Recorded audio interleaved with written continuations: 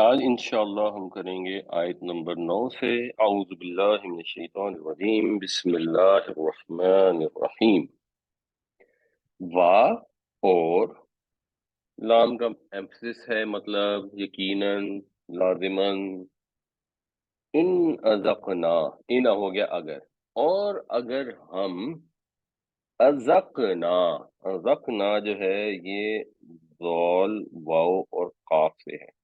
اردو میں اس سے ایک لفظ بنتا ہے ذوق، ذوق جسے انگریزی میں کہتے ہیں ٹیسٹ، اور ٹیسٹ ہی کے لیے اردو میں ایک اور لفظ استعمال ہوتا ہے ذائقہ۔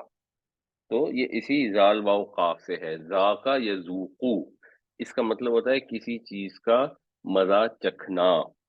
اس سے پھر باب افعال بنے گا اذاقہ یذیقو، تو اذاقہ ہو جائے گا اس نے مزہ چکھایا، اور ازقنا ہو جائے گا ہم نے مزہ چکھایا، ان ازقنا ہو گیا اگر ہم مزہ چکھائیں، اور اگر ہم دیں، چکھائیں، عطا کریں، اور چکھانے سے مراد ہوتا ہے ذرا تھوڑی چیز کو دینا انیشلی۔ الانسانہ، انسان کو، یعنی انسان کو ایز اے جنس استعمال کیا، جیسے ہم کہتے ہیں نا مین از مارٹل، انسان فانی ہے، انسان بڑا ناشکرا ہے، اس طرح کر کے ایک اس کی پراپرٹی کے طور پر کہ انسان کی یہ پراپرٹی ہے کہ اگر ہم اس کو چکھائیں، من نا جو ہے یہ من پلس نا ہے، من پلس نا یعنی نا ہم، من سے ہم سے یعنی اپنی طرف سے، اگر ہم اس کو اپنی طرف سے چکھائیں، کیا چکھائیں؟ رحمتن، رحمت، تو بامحاورہ ترجمہ بن جائے گا کہ اگر ہم انسان کو نوازیں اپنی طرف سے کسی رحمت سے، ثم پھر نزعناہا، نزع جو ہے یہ نزع کی کیفیت بھی ہوتی ہے جس کے اندر روح کھینچ لی جاتی ہے، تو پھر اگر ہم کھینچ لیں اس سے،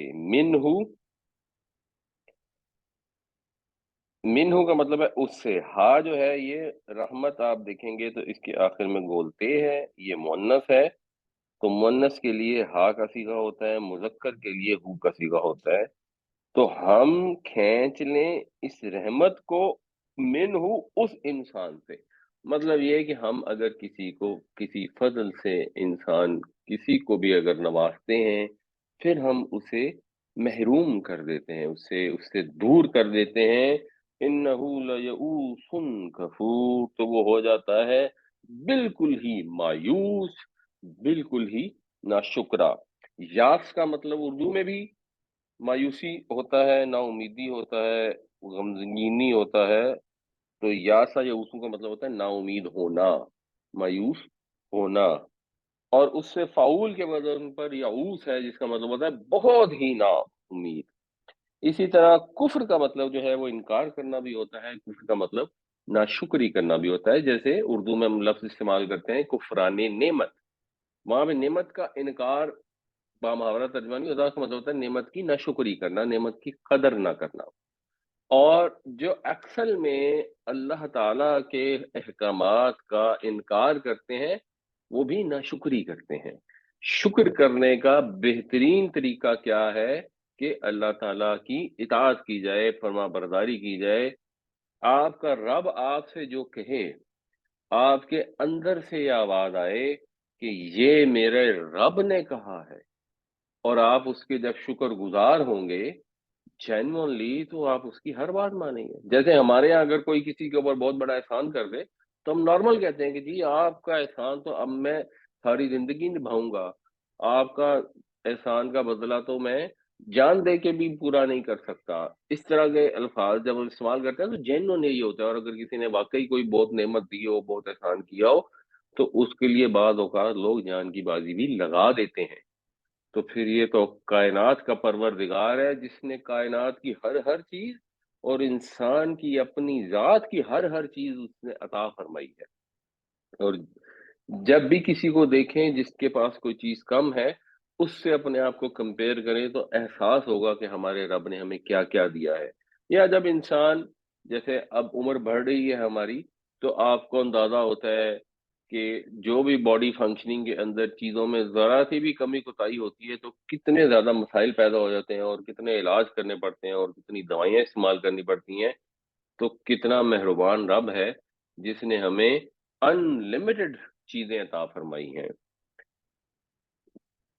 جب یہ احساس ہوگا تو ظاہر سی بات ہے پھر شکر گزاری، قدردانی کا جذبہ پیدا ہونا چاہیے. اور قدردانی کے جذبے کا طریقہ کار یہ ہے کہ جو آپ کا رب آپ سے کہے آپ کہیں کہ ہاں یہ بھی میں کروں گا، یہ بھی میں کروں گا، یہ بھی میں کروں گا.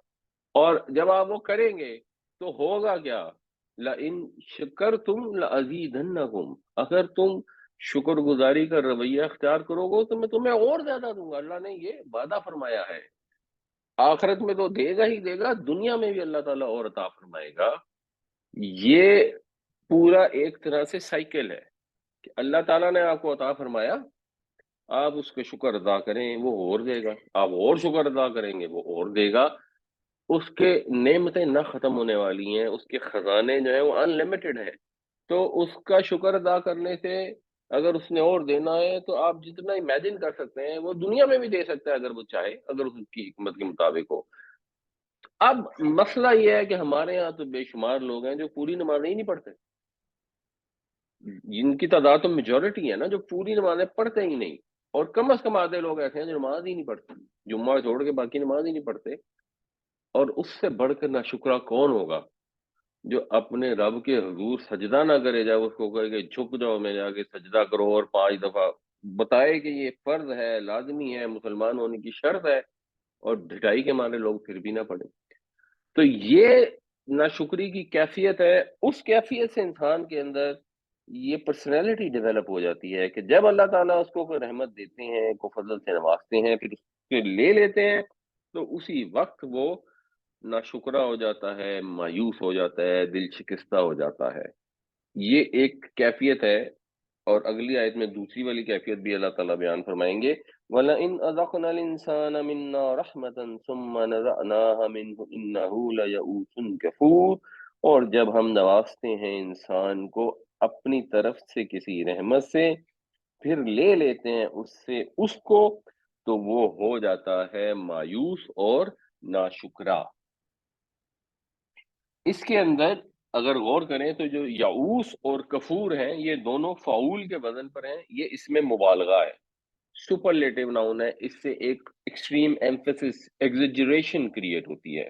تو عربی میں ایسے کئی اوزان ہیں، وزن ہیں جن سے ایگزیجریشن کریٹ ہوتی ہے اور ہم ان کو اردو میں بھی کافی استعمال کرتے ہیں.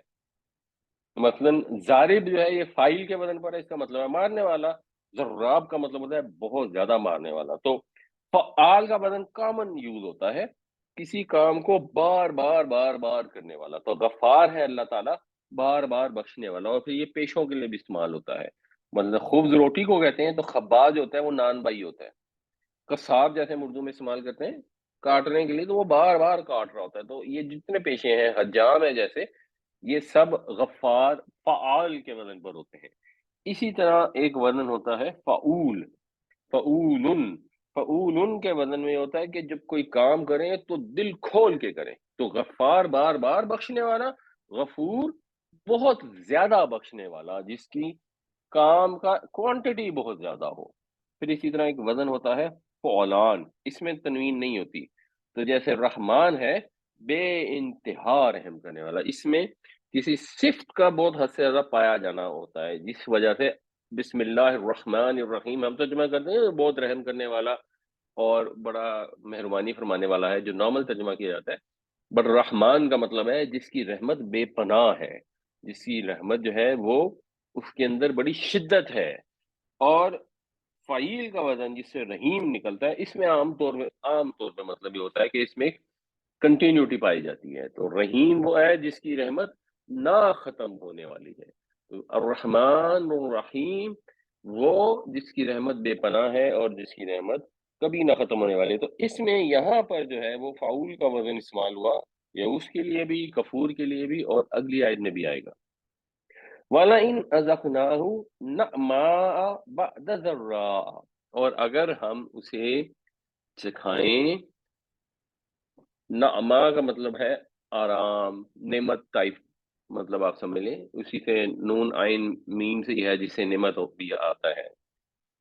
اور ذرہ جو ہے یہ زواد رے اور رے سے ہے، جس سے ضرر کا لفظ بنتا ہے، ذرہ یا ضرور کسی کو نقصان پہنچانا، تو ذرہ جو ہے اس کا مطلب ہوتا ہے سختی، تکلیف۔ اور اگر ہم اسے چکھائیں، یعنی اب الٹ سچویشن ہو رہی ہے، آرام، آسودگی، نعمت بعد تکلیف کے مست ہو جو اس کو پہنچی، جس نے اسے مس کیا، چھوا، تو جب اس کو تکلیف پہنچنے کے بعد اگر ہم اس کو نعمت پہنچائیں تب کیا ہوتا ہے؟ لَيَقُولَنَّ، تو وہ ضرور یہ کہے گا۔ لَيَقُولَنَّ جو ہے یعنی بیسیکلی یہ یقولو ہے، یقولو جو ہے وہ ان کے جواب شرط ہونے کی وجہ سے یقولو کی جو پیش ہے یہ زبر میں کنورٹ ہوگی،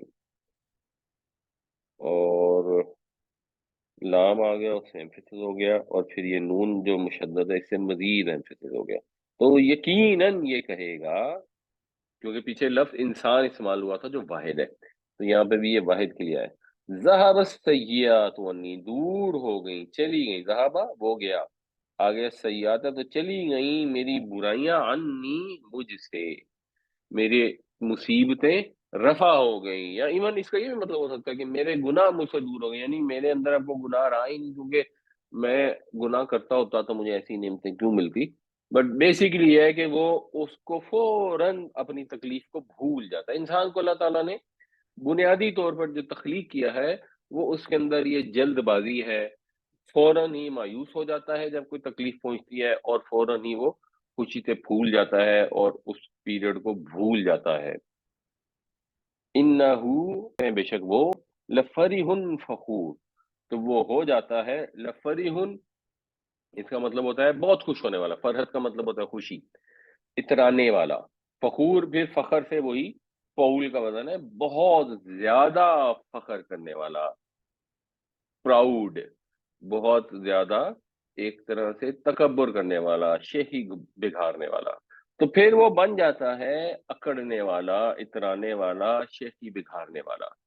یہ مومنوں کو بتایا جا رہا ہے نبی کریم صلی اللہ علیہ وسلم کے ذریعے کہ یہ لوگ ہیں قریش جن کو اللہ تعالیٰ نے نعمتیں عطا کی ہیں، ان کے اوپر جب کوئی تکلیف آتی ہے تو پھر تھوڑا سا یہ قریب آتے ہیں بات سننے کے، اور جیسے ہم نے حضرت موسیٰ علیہ السلام کے معاملے میں دیکھا کہ وہ دعائیں کروانے آ جاتے تھے کہ ہمارے لیے آپ دعا کریں، مگر جب وہ تکلیف دور ہو جاتی ہے تو وہ پھر اکڑنا شروع کر دیتے ہیں۔ اور ہمیں اس میں یہ دیکھنا چاہیے کہ ہمارا طرز عمل کیا ہے۔ ہمارے پاس بھی جب کوئی مسئلہ مسائل کچھ ہوتا ہے تو بڑے اللہ تعالیٰ کی طرف رجوع پیدا ہوتا ہے، نمازوں میں بھی اثر پیدا ہو جاتا ہے، اور اس کے بعد جب وہ تکلیف دور ہو جاتی ہے اللہ تعالیٰ اپنی نعمتوں سے نواز دیتا ہے، پیارے چلے جاتے ہیں، ان کا دکھ ہلکا ہو جاتا ہے، تو پھر انسان واپس انہی کاموں میں چل پڑتا ہے، وہی اس کا رویہ ہو جاتا ہے، اسی طرح دنیا داری بھی آ جاتی ہے، خدا سے دوری بھی پیدا ہو جاتی ہے، نمازوں میں بھی یا تو لوگ پڑھنا ہی بند کر دیتے ہیں، یا بس وہی پھٹی پرانی لباس کی طرح نماز پڑھتے ہیں جو قیامت والے دن لپیٹ کر منہ پہ مار دی جائے گی، اللہ نہ کرے۔ تو یہ جنرل انسان کی کریکٹرسٹکس ہیں، یہ کیسے ٹھیک کی جائیں گی وہ خیر آگے آتا ہے۔ وَلَئِنْ أَذَقْنَاهُ نَعْمَاءَ بَعْدَ ضَرَّاءَ مَسَّتْهُ لَيَقُولَنَّ ذَهَبَ السَّيِّئَاتُ عَنِّي إِنَّهُ لَفَرِحٌ فَخُورٌ، اور اگر ہم اس کو نوازتے ہیں نعمت سے بعد کسی تکلیف کے جو اس کو پہنچی، تو کہتا ہے کہ میری مصیبتیں دور ہو گئیں مجھ سے، پھر وہ ہو جاتا ہے، یا اور وہ ہو جاتا ہے اکڑنے والا، شیخی بگھارنے والا، جو قریش کا طرز عمل تھا کہ اس وقت ان کو اللہ نے نعمتیں دی ہوئی تھی، مسلمان کمزور تھے، تو ان کے تنتنے کا یہ عالم تھا کہ وہ خدا کو ہی خاطر میں نہیں لا رہے تھے، حالانکہ اس میں کوئی بنیاد نہیں تھی، جو پچھلی آیت میں آیا کہ اگر ذرا تھا اللہ تعالیٰ ان کو جھنجھوڑ دے تو وہ پھر بالکل ہی مایوس اور ناشکرے ہو جائیں، بس جب تک اللہ کی ان کے اوپر ایک طرح سے दुनियावी लिहाज से मेहरबानी है, आज़माइश है वो भी, अल्लाह ताला देकर भी आज़माता है, अल्लाह लेकर भी आज़माता है, तो उनका तनतना जो है वो काबू में ही नहीं आ रहा। कौन लोग हैं जो इस तर्ज़ अमल से बच जाते हैं? इल्लल्लज़ीना सबरू, वो लोग जो सब्र करने वाले हैं, सिवाय उनके, उन लोगों के सिवा जो सब्र करने वाले हैं, व अमिलुस्सॉलिहाति, और नेक अमल करने वाले हैं, ठीक-ठीक अमल कर, जो अल्लाह ने हुक्म दिया है वो चुप करके करने वाले हैं।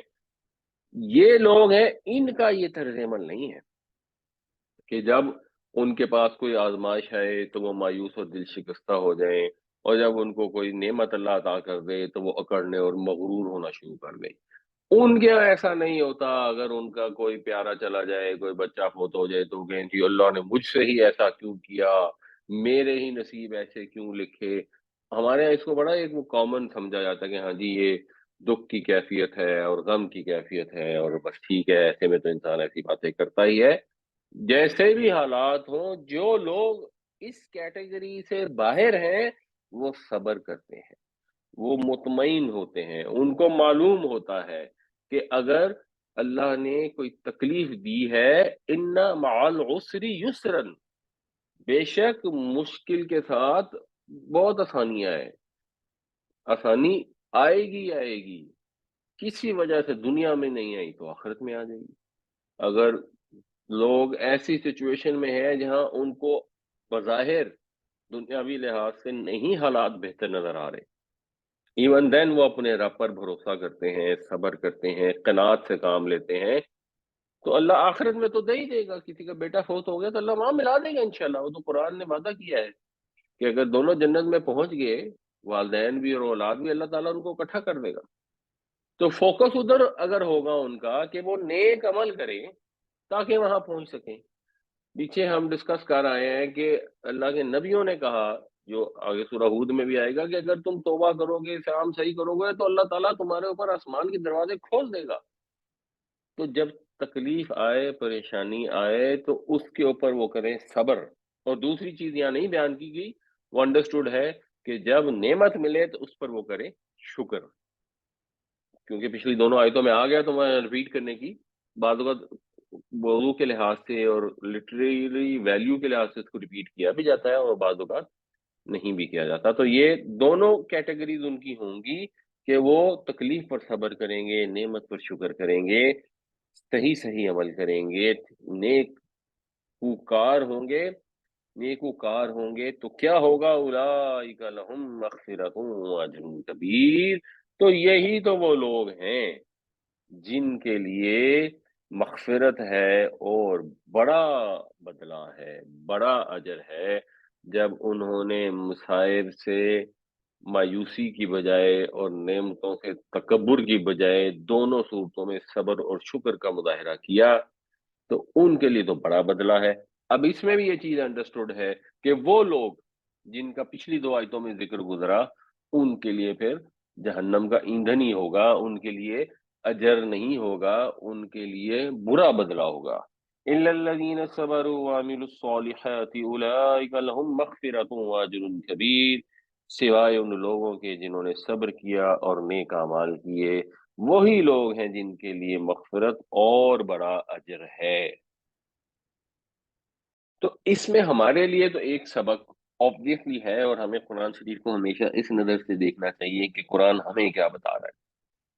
ये वाक़या बुनियादी तौर पर क्या है कि मुशरिकीन मक्का के पास नेमत थी, मुसलमान उस वक़्त तंगदस्ती का शिकार थे और मुशरिकीन उनका मज़ाक उड़ाते थे, जिसकी वजह से मोमिनों के दिल तंग होते थे, उनको दुःख होता था। तो उनको तसल्ली दी जा रही है कि कोई परेशानी की ज़रूरत नहीं है, ये अल्लाह की आज़माइश है। अल्लाह ताला इसी तरह काफ़िरों को ढील देता है और बाद में उनकी रस्सी खींच लेता है। तो ये हमारे लिए इसमें लेसन ये है कि वहाँ पर ये हो रहा था, हमने इसके ज़रिए अपनी ज़िंदगियों को कैसे सुधारना है। बट बुनियादी तौर पर जो वाक़या बयान हो रहा है, जो सिचुएशन है, जो कॉन्टेक्स्ट है, उसके तहत आगे आ रहा है फलअल्लका तारिकुन। अब ये तसल्ली देने का एक दूसरा तरीका है, और शायद तारिकुन तर्क करने वाला, फ़ाइल के वज़न पर ترک کرنا چھوڑ دینا، شاید کہ تم چھوڑ دینے والے ہو، مطلب شاید کہ تم چھوڑ دیتے بعد ما یوحا الیکا، کچھ حصہ اس کا جو آپ کی طرف وحی کیا گیا ہے، وَدَائِكُمْ بِهِ صَدْرُكَ، اور تنگ ہوتا ہے آپ کا سینہ۔ ضائق جو ہے اس کا مطلب ہوتا ہے تنگی، یعنی ذاکا یذوقو، زاد زواد یہ اور کاف، اس سے ہوتا ہے ذاکا یذیقو، اس کا مطلب ہوتا ہے گھٹ جانا، تنگ ہو جانا۔ اور یہ اگر آپ ذرا لٹریچر پڑھیں اردو کا، تھوڑا سا مشکل اردو والا، تو اس میں بھی یہ لفظ کافی استعمال ہوتا ہے۔ اس سے اردو میں، نارمل اردو میں ایک لفظ استعمال کرتے ہیں، وہ ہوتا ہے مذائقہ۔ اس کا مطلب یہی ہوتا ہے کہ ایسی چیز جس سے طبیعت تنگ ہو، جس میں کوئی حرج ہو، تو ہم کہتے ہیں نہیں اس میں کوئی مذائقہ نہیں۔ وَذَائِقٌ، اور تنگ ہونے والا ہے بھی اس کے ذریعے، صدر کا آپ کا سینہ، اس کے ذریعے وہ آگے آ رہا ہے کیا، ان یقولوا، کہ وہ یہ کہتے ہیں، لولا انزل علیہ کنز، کیوں نہیں نازل کیا گیا، انزلہ اس نے اتارا، انزلہ وہ اتارا گیا،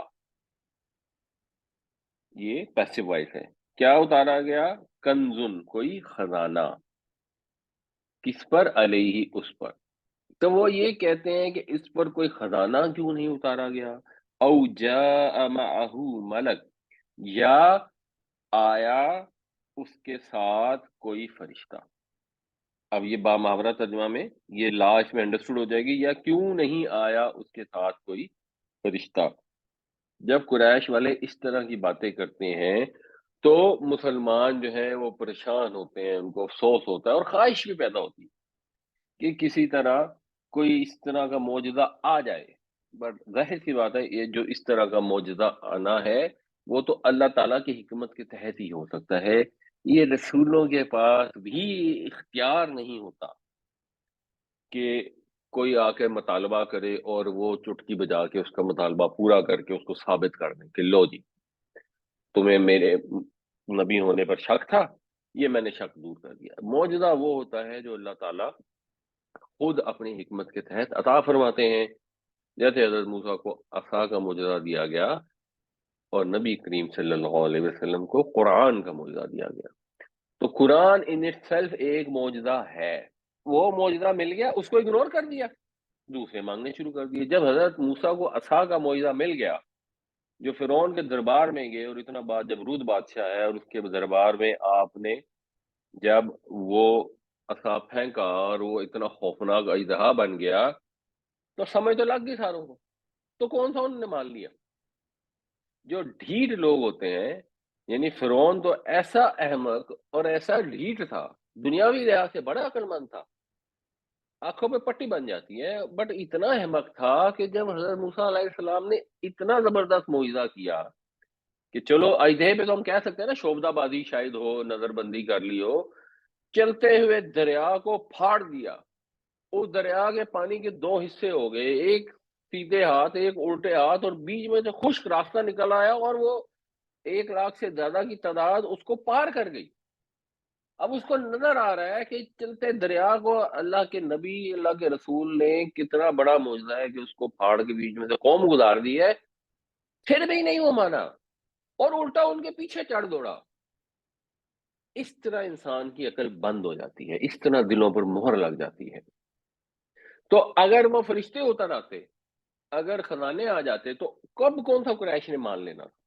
جب قرآن کا معجزہ آ گیا، اور جس طرح آپ دریا کوئی پھاڑ دے اور قوم گزار دے، آپ کی آنکھوں کے سامنے نظر آ رہا ہے کتنا بڑا معجزہ ہے، قرآن بھی اتنا ہی بڑا معجزہ ہے ان لوگوں کے لیے جن کو عربی لٹریچر کے اندر کمانڈ حاصل ہے۔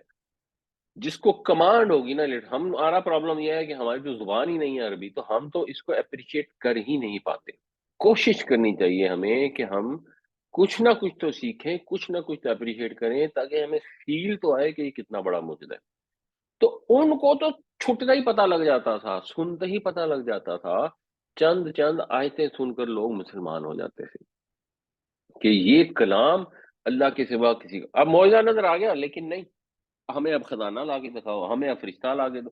کوئی اور چیز آ جاتی تو کچھ اور مطالبہ کر لیتے. تو اللہ تعالیٰ کا یہ سسٹم ہے نہیں کہ لوگوں کے احمقانہ مطالبات کی وجہ سے معجزے بھیجتا رہے ایک کے بعد ایک، اور نبیوں کو اور ان کے ساتھ ایمان والوں کو اس وجہ سے پریشانی نہیں ہونی چاہیے. تو یہ بیسیکلی ایک تسلی کا انداز ہے، اور انداز اس طرح سے ہے کہ نبی صلی اللہ علیہ وسلم کو یہ کہا جا رہا ہے کہ بھائی اس سے کوئی پریشانی کی ضرورت نہیں، آپ نے جو وحی سنانی ہے پوری کی پوری سنانی ہے، آپ نے اس کا کوئی حصہ چھوڑ نہیں دینا. لفظی ترجمہ تو یہ ہے کہ شاید آپ چھوڑ دیں اس چیز کا کچھ حصہ جو آپ کی طرف ہی کیا جا رہا ہے. مطلب یہ کہ شاید آپ چھوڑ دیں، یعنی کہ اگر آپ کا سینہ گھٹ رہا ہے ان کی ان باتوں کی وجہ سے، اگر آپ اتنے پریشان ہو جائیں، لیکن آپ تو ایسا نہیں کریں گے کیونکہ آپ تو اس کیٹیگری میں نہیں ہیں، آپ تو دوسری کیٹیگری میں ان لوگوں کی جو صبر کرتے ہیں، نیک عمل کرتے ہیں. تو آپ تو ان کے شہنشاہ ہیں نیک عمل کرنے والوں کے، ان کے اندر درجہ کمال پر پہنچے ہوئے ہیں. تو آپ سے تو آبویسلی یہ توقع نہیں ہے. یہ سنانے کا انداز ہوتا ہے جس میں اصل میں قریش کو ہی سنایا جا رہا ہے کہ تمہارا یہ خیال ہے کہ تمہارے اس طرح کے احمقانہ مطالبات کی وجہ سے تمہارے ساتھ کہیں ایسی سیٹلمنٹ کر لیں کہ جہاں تمہارے بتوں کی برائی ہو رہی ہے اس کا ذکر نہ کریں. ایسا نہیں ہوگا. حکمت کے تحت تو یہ تو ہو سکتا ہے، یعنی کہ رسول جو ہے وہ وقتی طور پر کنسٹرینڈ ہو جائیں، کھلے میں نماز نہ پڑھ سکیں، کہیں اگر ان کو تم آنے جانے نہ دو تو وہاں جا نہ پائیں، جو ایک دنیاوی لحاظ سے آزمائشیں آتی ہیں. لیکن جو اللہ تعالیٰ کی طرف سے وحی آتی ہے، اللہ کے رسول اس پیغام کو پورا پورا پہنچاتے ہیں، کیونکہ اس کے اندر کوئی آپشن ہی نہیں ہوتی اس پیغام کو نہ پہنچانے کی. اس وجہ سے بھی ہمارا دین مکمل ہے. بعض اوقات لوگوں نے ایک نیا دین بنایا ہوا ہے کہ اصل میں جو علم تھا نا وہ دو طرح کا علم ہوتا ہے، ایک عام لوگوں کا علم ہوتا ہے اور ایک خاص لوگوں کا علم ہوتا ہے. تو پھر جو خاص لوگوں کا علم ہے وہ سینہ بسینہ آتا ہے. یہ یہودیوں والا کانسیپٹ ہے جنہوں نے رسولوں کے پہنچائے ہوئے علم کو بھی خاص کر دیا اور اپنے پاس کنسٹرینڈ کر لیا. اللہ کے نبی صلی اللہ علیہ وسلم نے نہ تو ایسا کیا اور نہ ایسا بعد میں ممکن ہوا کہ وہ علم کہیں خاص خفیہ علم ہے جو سینہ بسینہ آتا اور عام عوام کو اس کی خبر ہی نہ ہو. جو یہ صوفیہ کا سارا کانسیپٹ ہے، اٹس بیسیکلی پیرلل ریلیجن. تو اللہ کے نبی صلی اللہ علیہ وسلم کو جو وحی کی گئی پوری کی پوری جو اللہ نے اس مقصد سے کی کہ آپ لوگوں تک پہنچائے، آپ نے پہنچا دی. اور وہ بنیادی طور پر قرآن ہے. بنیادی ہمارا جو ٹیکسٹ بک ہے وہ قرآن ہے. اس قرآن کی ایکسپلینیشن کے لیے ہمیں احادیث سے بھی مدد ملتی ہے، قرآن ایکسلف بھی اپنی ایکسپلینیشن کرتا ہے، جو سورت کی شروع میں ہم نے پڑھا کہ اس کی آیتیں محکم بھی ہیں اور پھر اللہ تعالیٰ نے ان کی تفصیل بھی کی ہے اپنی حکمت کے تحت. فَلَعَلَّكَ تَارِكٌ بَعْدَ مَا يُوحَىٰ إِلَيْكَ وَضَائِقٌ بِهِ صَدْرُكَ أَن يَقُولُوا لَوْلَا أُنزِلَ عَلَيْهِ كَنزٌ أَوْ جَاءَ مَعَهُ مَلَكٌ. تو شاید آپ چھوڑ دینے والے ہوں اس چیز کا کچھ حصہ جو آپ کی طرف وحی کیا جاتا ہے، اور بھنچ رہا ہے آپ کا سینہ اس وجہ سے کہ وہ یہ کہتے ہیں کہ کیوں نہیں اترا اس پر کوئی خزانہ، یا کیوں نہیں اتارا گیا اس پر کوئی خزانہ، یا کیوں نہیں آیا اس کے ساتھ کوئی فرشتہ. انما انت نذیر. انما کا مطلب ہوتا ہے بس، محض، اونلی. یہ حسر کا کلمہ ہے جو مطلب کو محصور کر دیتا ہے. آپ تو صرف ایک نذیر ہیں، وارن کرنے والے ہیں، ہوشیار کر دینے والے ہیں. آپ کا یہ کام ہے ہی نہیں. آپ کی ذمہ داری ختم ہے. آپ نے ان کو اللہ کا پیغام پہنچا دیا، ان کو خبردار کر دیا. اور ہمیں بھی یہ سمجھنے کی ضرورت ہے کہ نبی کریم صلی اللہ علیہ وسلم نے کہیں ذمہ داری نہیں اٹھائی کہ میری امت گناہ کرتی رہے گی اور میں پھر بھی اپنی امت کو پکڑ کے زبردستی جنت میں لے جاؤں گا. ایسی کوئی ذمہ داری اللہ کے نبی نے نہیں اٹھائی. آپ کی پاک ذات جتنی بھی ہم سے محبت کرتی ہو، آپ کی جو ذمہ داری اللہ تعالیٰ نے ٹھہرائی تھی کہ ہمیں وارن کر دیں، ہم اپنی اصلاح کر لیں اور جنت میں چلے جائیں. بڑا ہی سمپل 2+2=4 کا فارمولا. اس کے اندر کوئی اس طرح کے جو افسانے گھڑے جاتے ہیں وہ کہیں ان کا کوئی مقام نہیں ہے کہ ہم تو غلط کام کرتے رہیں، دوائیوں میں ملاوٹ کرتے رہیں، لوگوں سے بدتمیزی کرتے رہیں، نمازیں چھوڑتے رہیں، اپنے رب کے حضور سر نہ جھکائیں اور اللہ کے نبی صلی اللہ علیہ وسلم کو اپنی طرف سے ہم نے ذمہ داری سونپ دی کہ آپ نے ہمیں پھر بھی جنت میں ہی لے کے جانا ہے. نہیں، انہوں نے، ان کا ایسی کوئی ذمہ داری نہیں ہے. جب اللہ تعالیٰ واضح الفاظ میں بتا رہے ہیں کہ آپ تو صرف ایک خبردار کرنے والے، آپ کی ذمہ داری ختم.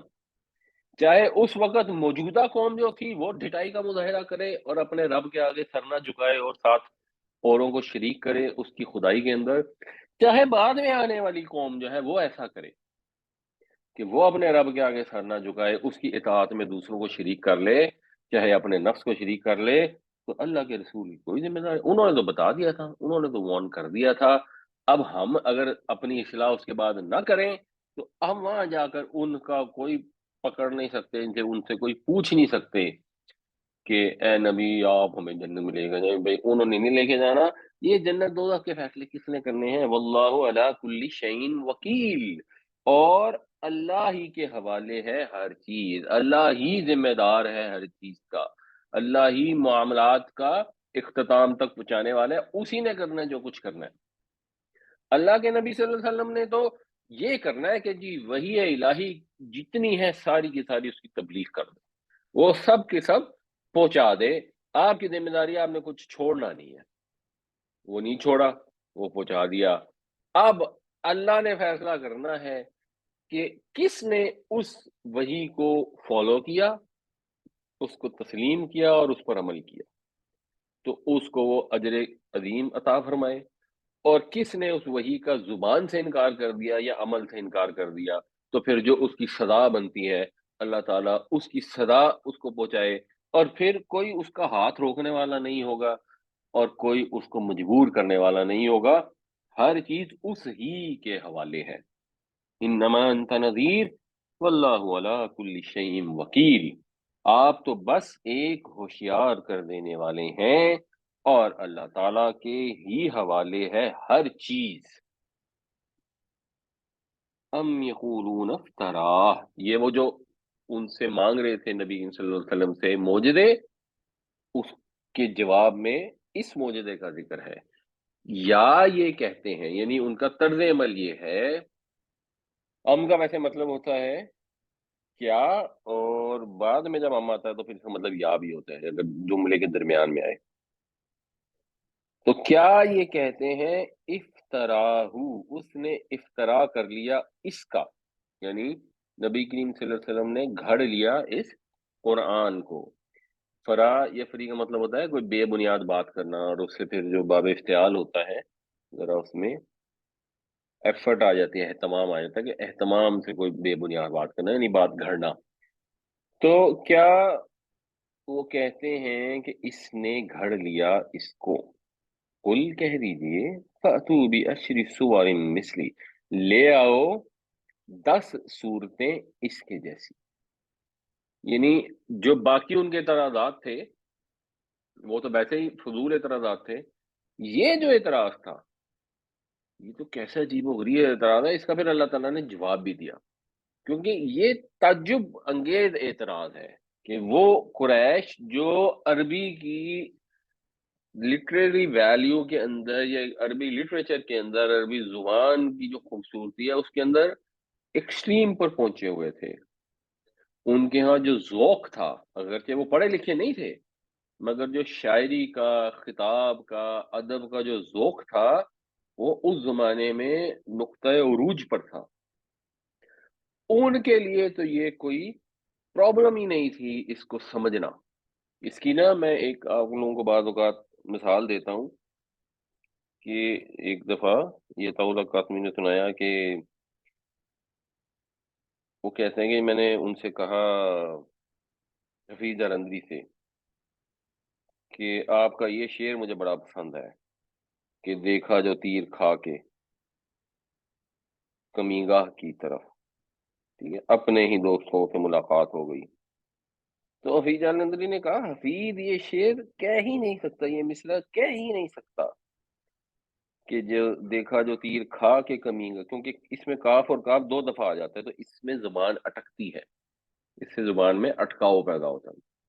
تو انہوں نے کہا یہ ممکن ہی نہیں کہ میں یہ بات کروں. اصل میں شعر یہ ہے دیکھا جو کھا کے تیر کمی گاہ کی طرف، یہ کھا کے یہاں ہے اور تیر کے ساتھ کمینگا جڑا ہوا ہے، اس میں زبان نہیں اٹکتی، اس میں فلو آتا ہے۔ تو اب حفیظ جالندھری جو ہیں ایک عمدہ شاعر تھے، اور ان کی زبان میں ایک فلو تھا، اور وہ یہ کہتے ہیں کہ جب میں نے قومی ترانہ لکھا تو پتہ نہیں کتنی ایفرٹ کر کے اس کو فلو میں لکھا، اور جو لوگ بھی قومی ترانہ اگر ان کا آتا ہو یا سنتے ہو تو اس میں بہت زیادہ فلو ہے، بٹ وہ کہتے ہیں کہ اگر کوئی فلو ایسا ہے کسی بڑے کلام میں تو وہ صرف ایک کتاب ہے جو میں نے آج تک پڑھی ہے، کہ الحمد سے لے کے والناس تک فلو ہی ہے اس کے اندر، کہیں زبان اٹکتی نہیں۔ اس وجہ سے عربی نہ آنے کے باوجود جب بھی کوئی قاری تلاوت کرتا ہے، یا آپ خود جب تلاوت کرتے ہیں، اگر آپ صرف صحیح پڑھتے ہو، ایک یہ نہیں کہ بعض اوقات کسی شعر میں وزن نہیں بھی ہوتا، اور بہت کوئی ایکسپرٹ قسم کا آدمی پڑھے نا تو وہ بے وزن شعر کو بھی اچھے طریقے سے پڑھ لیتا ہے، لیکن ادروائز اگر شعر میں وزن ہوگا تو نارمل بھی اس کو جب پڑھیں گے تو وہ ایک ان کو محسوس ہوگا کہ وزن ہے۔ تو آپ قرآن کو جب پڑھتے ہیں تو اس کا ایک جو ردم ہے، اس کی جو تلاوت سے ایک ریزوننس پیدا ہوتی ہے، تو آپ کو فیل ہوتا ہے کہ اس میں یہ ام یقولون افترا قل فاتوا بعشر سور مثلہ مفتریات، اس میں بالکل کہیں بھی زبان اٹکتی نہیں ہے۔ عربی کی کوئی اور عبارت پڑھ لیں، حدیثوں کا کوئی پڑھ لیں، انما الاعمال بالنیات، اب اس کے اندر آپ کو وہ والا فلو کبھی بھی نہیں محسوس ہوگا۔ اس لیے عربوں نے اس پہ اعتراض کر دیا کہ یہ گھڑا ہوا ہے، یہ اعتراض یہ عجیب و غریب ہے، یہ وہ کر ہی نہیں سکتے تھے۔ اس کے بارے میں ایک واقعہ بھی آتا ہے، اس کو بھی میں آپ کو بعد میں بیان کرتا ہوں انشاءاللہ۔ تو اس اعتراض کے جواب میں یہ کہا جا رہا ہے، اور قرآن میں یہ 3 جگہ اس طرح کا ان سے مطالبہ کیا گیا، ایک جگہ ان کو کہا گیا ایسی کتاب بنا کے لے آؤ، ایک یہ والی جگہ آ رہی ہے، اور پھر ایک سورہ بقرہ میں آتا ہے وَإِن كُنتُمْ فِي رَيْبٍ مِّمَّا نَزَّلْنَا عَلَىٰ عَبْدِنَا فَأْتُوا بِسُورَةٍ مِّن مِّثْلِهِ، تو ایک ہی صورت اس کے جیسی لے آؤ، جو مثلاً قرآن شریف میں جو چھوٹی ترین صورت ہے، جو 3 چھوٹی چھوٹی آیتیں ہیں، اِنَّا أَعْطَيْنَاكَ الْكَوْثَرَ، اس کے جیسی کو بنا کے لے آؤ۔ اور ایکچولی قریش نے کوئی بندہ ہائر کیا، بہت اعلیٰ درجے کا شاعر، اس کو بلایا، اس کو کہا یار اس کے میچ کی، اس لیول کی کوئی شاعری کر کے دو تاکہ مطالبے کا جواب دے، اور وہ کتنے دن لگا، اور وہ لکھتا اور پھاڑتا رہا، اور اس نے کہا کہ بھائی اس کا جواب نہیں ہو سکتا، یہ انسان کا کلام ہے ہی نہیں، اس طرح کا کلام لکھا ہی نہیں۔ اب obviously یہ چیز اس کو سمجھ آئے گی جس کو ادب کی بہت زیادہ انڈرسٹینڈنگ ہو، جیسے حضرت موسیٰ علیہ السلام کے واقعے میں جب جادوگروں نے وہ اپنی رسیاں پھینکی اور حضرت موسیٰ نے عصا پھینکا، تو جو عام عوام تھے ان کو تو ایسا ہی لگا کہ یہ رسیاں سانپ بن گئی ہیں اور یہ عصا سانپ بن گئے ہیں، ان کو تو ایسا ہی محسوس ہوا، لیکن جادوگروں نے دیکھتے ہی پہچان لیا، کیونکہ وہ اپنے فن کے ماہر تھے، کہ یہ عصا نہیں ہے، یہ معجزہ ہے، یہ جادو نہیں ہے، یہ عصا اجتہاد نظر بندی نہیں ہے، شوبدہ بازی نہیں ہے، تو ایکچوئل وہ ہے، اور وہ اسی وقت سجدے میں گر گئے، اور ایسے سجدے میں گرے کہ فرعون نے کہا کہ میں تمہارے ہاتھ اور پاؤں مخالف سے کٹوا دوں گا، تمہیں سولی پہ چڑھا دوں گا، تم تڑپ تڑپ کے مرو گے، اور انہوں نے کہا ہم نے نہیں دین کو چھوڑنا، حالانکہ ان کی کو پہلے پورے ملک سے دور دور سے آئے تھے، تو حضرت موسیٰ تو اکثر کی ملاقات بھی نہیں ہوگی پہلے، تو ایکسپرٹ جو ہے وہ دیکھتے ہی پہچان جاتا ہے۔ پہچان تو فرعون بھی کیا تھا، بٹ ڈھیٹ تھا، اسی طرح مکے کے مشرک ہیں وہ ڈھیٹ تھے، پہچان گئے تھے۔ ہمارے لیے اس میں باہر اتنا میسج ہے کہ ہم اپنی استطاعت پر روزانہ کچھ نہ کچھ کوشش ضرور کریں کہ ہم عربی زبان کو تھوڑا بہت سیکھیں، تھوڑی گرامر کے اوپر توجہ دیں، تاکہ ہم بھی سمجھ سکیں کہ قرآن کا معجزہ کتنا بڑا معجزہ ہے۔ اس سے جو فیل پیدا ہوتی ہے، اس سے جو کانفیڈنس پیدا ہوتا ہے، اس سے جو قرآن سے تعلق پیدا ہوتا ہے، اپنے رب سے تعلق پیدا ہوتا ہے، وہ بڑا ایمنس ہے۔ تو کہہ دیجئے فَأْتُوا بِعَشْرِ سُوَرٍ مِثْلِهِ، لے آؤ 10 صورتیں اس کے جیسی، مفتریات گھڑی ہوئی، وَادْعُوا مَنِ اسْتَطَعْتُم مِّن دُونِ اللَّهِ، اور پکار لو جس کی تم استطاعت رکھتے ہو، یعنی پکار لو جس کو تم پکار سکتے ہو اللہ کے سوا، ان کنتم صادقین، اگر تم سچے ہو۔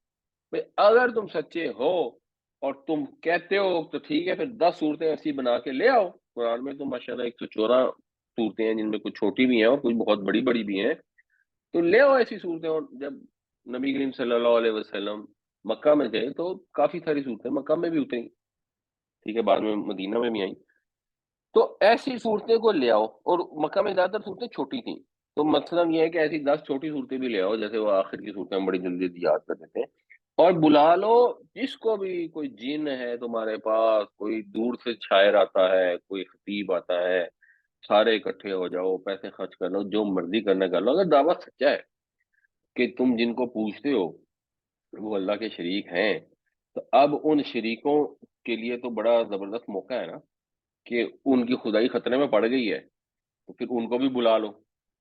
اور تم کہتے ہو کہ یہ گھڑ رہی ہوئی ہے تو تم بھی گھڑ لو۔ نبی صلی اللہ علیہ وسلم تو پڑھے لکھے نہیں تھے، آپ تو امی نبی تھے۔ آپ کو تو اگر کہیں لکھا ہوا ہوتا تھا کچھ، جیسے صلح حدیبیہ کے اندر آپ کے ساتھ جب ڈیل ہو رہی تھی تو قریش نے اعتراض کیا کہ یہاں محمد رسول اللہ کے لفظ لکھے ہیں، تو اگر ہم اس میں ایگریمنٹ میں سائن کر دیں گے تو پھر تو ہم نے آپ کو رسول مان لیا، ہم تو نہیں مانتے، آپ اس کو یہاں سے نکالیں۔ آپ نے حضرت علی سے کہا اس کو مٹا دو۔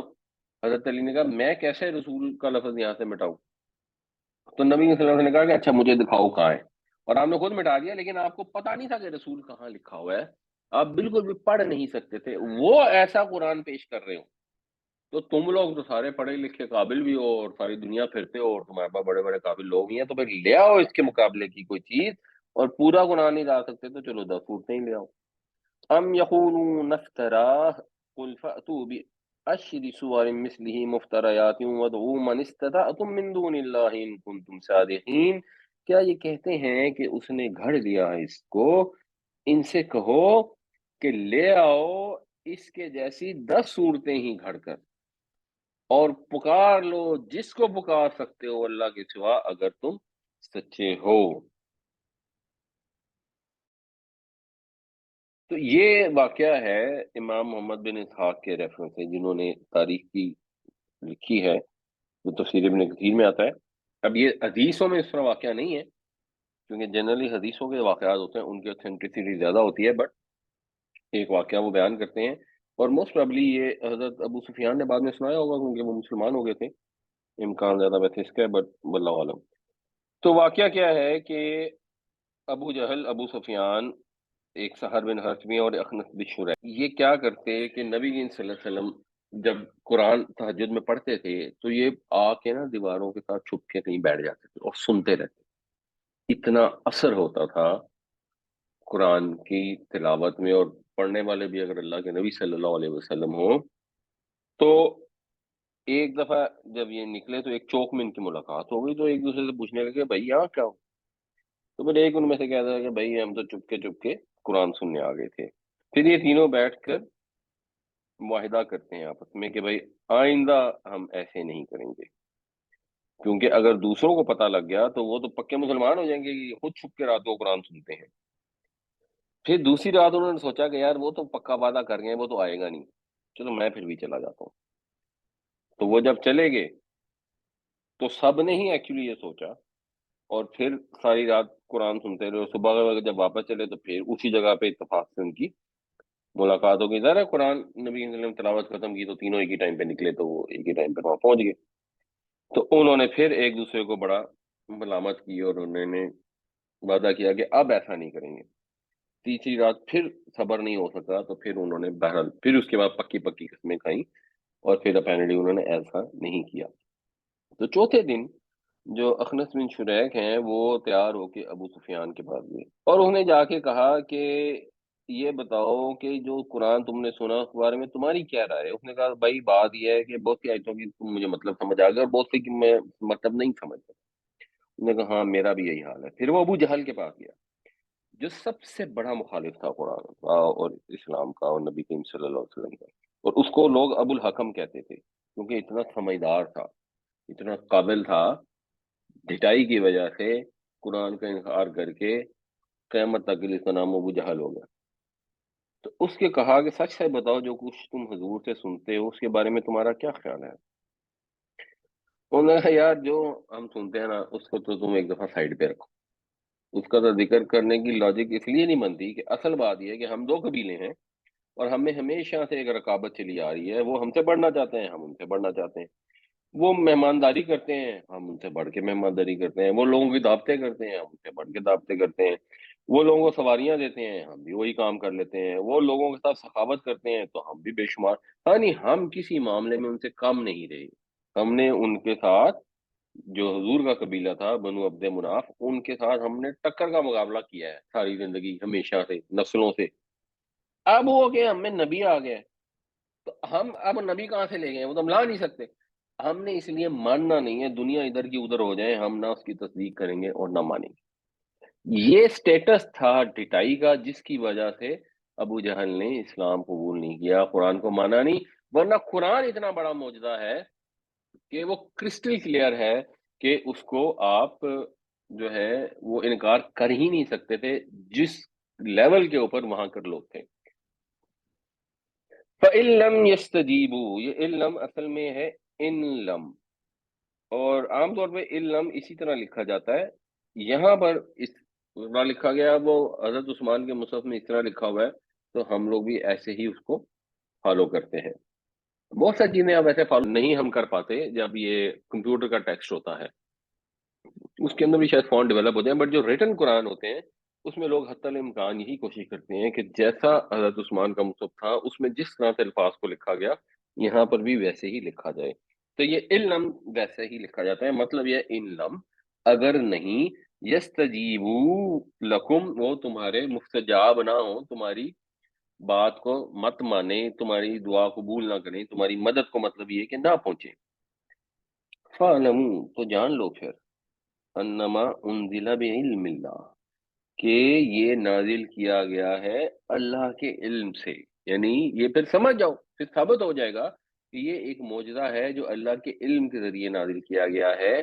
اس کے اندر کوئی آپشن نہیں ہے کہ جو اس کے اندر علم کا اور معرفت کا جو خزانہ ہے وہ کوئی اور ہستی کر سکتی ہو۔ ظاہر سی بات ہے وہ تمہاری مدد کو نہیں پہنچیں گے۔ وَأَن لَا إِلَٰهَ إِلَّا هُوَ، اور یہ بھی پھر ثابت ہو گیا کہ قرآن جو دعویٰ کر رہا ہے وہ دعویٰ سچا ہے، کہ اللہ کے سوا کوئی معبود نہیں ہے۔ جن کو تم نے معبود بنایا ہوا ہے، اگر وہ تمہاری مدد کرنے پہ قادر ہوتے، یعنی وہ ضروری نہیں ہے کہ اگر کسی فرشتے کو یا کسی دیوی دیوتا کو پوچھتے ہیں تو وہ مر کے واپس ہی آ جائے، جب پکارتے ہیں ان سے مدد مانگتے ہیں تو مدد یہی ہوتی ہے نا کہ وہ اسباب کے بغیر ہماری مدد کرتے ہیں۔ تو اسباب کے بغیر کسی کو الہام کر دیتے، کسی کو قرآن کے مقابلے کی کتاب دے دیتے، تو جب وہ نہیں دے پا رہے تو ثابت ہو جائے گا کہ خیالی چیز ہے۔ اگر وہ حقیقت ہوتی تو یہ تو پھر وقت تھا جس میں وہ اپنی اور تمہاری عزت بچانے کے لیے کچھ کرتے۔ جب وہ کچھ نہیں کر پا رہے تو ایکچولی یہ ثابت ہو جاتا ہے وہ ہے ہی نہیں، یہ کہانیاں ہیں جو تم نے گھڑی ہوئی ہیں، یہ نام ہے جو تمہارے باپ دادا نے رکھ چھوڑے ہیں خدا کے شریکوں کے، جیسے ہمارے یہاں لوگوں نے نام رکھ چھوڑے ہیں کہ یہ داتا ہے اور یہ مشکل کشا ہے اور یہ فلاں ہے اور یہ فلاں ہے، اور اس سے مانگو گے تو یہ دے گا، اور یہ جنت میں تمہیں ساتھ لے کے جائے گا، اور قبر کے عذاب میں فرشتے آئیں گے تو وہاں آگے فرشتوں کے ساتھ کشتیاں لڑے گا اور اپنے مریدوں کو بچائے گا۔ یہ سب کہانیاں گھڑی ہوئی ہیں، مشرکین مکہ نے بھی ایسی کہانیاں گھڑی ہوئی تھیں، ہمارے یہاں بھی گھڑی ہوئی ہیں۔ تو اگر یہ ثابت ہو جاتا ہے، ہمارے لیے کیا ہے، ہمارے لیے تو کسی کو یہ پکارنے کی ضرورت نہیں ہے کہ قرآن کے مقابلے کی کتاب، ہم تو قرآن کو ایسے ہی مانتے ہیں۔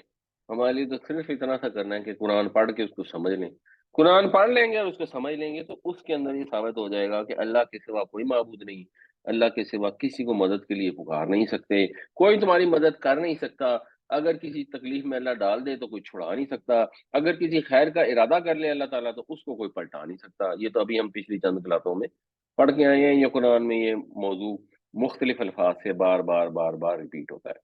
تو اگر اللہ کو مان لیں، قرآن کو مان لیں، اور ماننے کا مطلب ہے اس کو سمجھ کر پڑھیں، تو اس کے بعد یہ ممکن نہیں ہے کہ انسان خدا کے ساتھ کسی کو بھی شریک ٹھہرائے۔ فَهَلْ أَنْتُمْ مُسْلِمُونَ، تو کیا اب تم مسلمان ہوتے ہو، اسلام لانے والے بنتے ہو، اب کیا مانتے ہو اب جب ثابت ہو گیا؟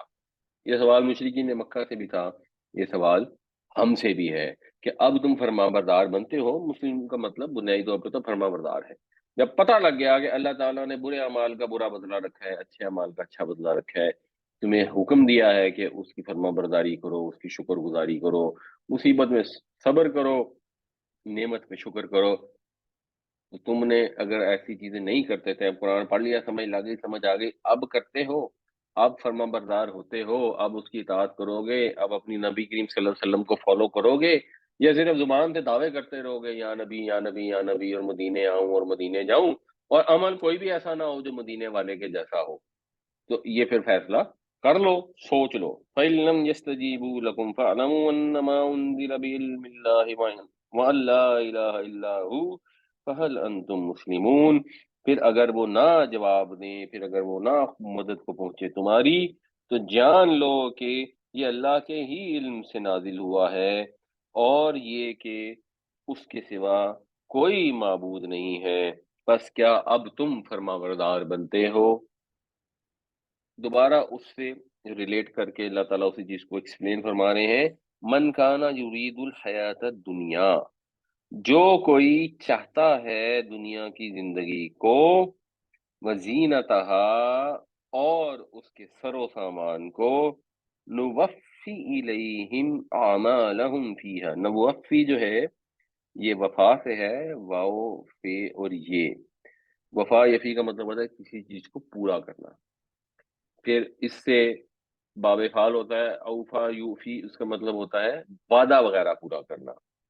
और वफा युवफी बाब तफील है, किसी का हक उसे पूरा पूरा दे देना। तो नुवफी, हम पूरा पूरा दे देंगे।